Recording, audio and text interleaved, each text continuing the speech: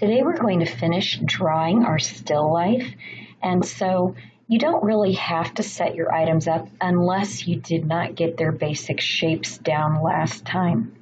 Now before we start adding the details on things like this box of crayons, we need to check and see where we have overlapping and decide what is in front and what's in back. When I set this up, the marker was in front, so I know that that corner of the box is needing to be erased, and this marker was on top of the one on the bottom, so that needs to be erased, and the crayons were in front of the glue bottle, so those things need to be erased. Now, I'm going to start with this glue bottle because the form of the box and the markers looks a little more finished, but the form of this does not look complete.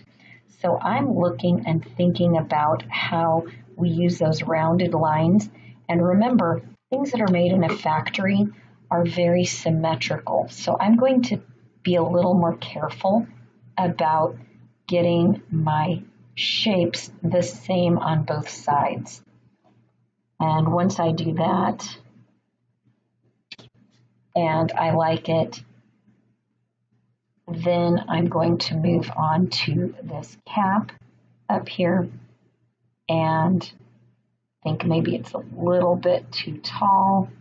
I'm going to go ahead and lay that whole lid in, and then I'll work on the cone part. So the first job in your still life is making sure that your forms look correct. You don't want to add any of the labeling or logo detail until after you like the forms.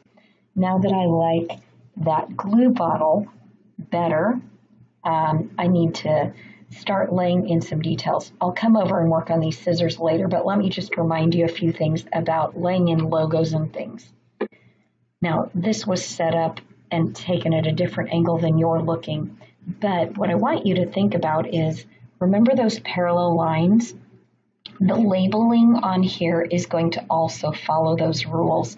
So my lettering for Crayola is going to be parallel to that top of the box. And this smile is going to stretch across like this.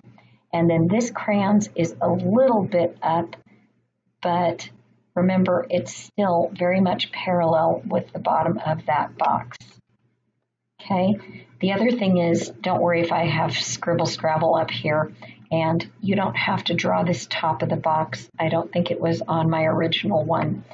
Do pay attention to the proportions again of where things land, like these lines, we practiced that. It's kind of at the halfway point, and then it comes down, and it's about a third of the way across the bottom. And same with this corner where we have that little arrow, it comes up kind of in the middle of that smile. So I'm just giving myself some guidelines. And then I notice there's two thin lines, a thick and a thicker. So I'm going to try my best to get those in the way I see them. And same thing with the glue bottle. I'm noticing some basic shapes here. First, I'm noticing a large rectangle, and it goes across that bottle. So notice that I kind of made it with a curving line. And after I do that, I notice that this is like a triangle with a rectangle underneath, and always with lettering. Lay it out first in regular lettering, and then you can turn it into bubble letters. Okay, have fun, get all of your parts done. Oh, one last thing. Remember, when you're seeing this, just like the end has that curve, when you do these stripes of the lid, it's going to have that curve too. And when you have these stripes that are in the middle here. So make sure that you're getting all those curves so things look very three-dimensional.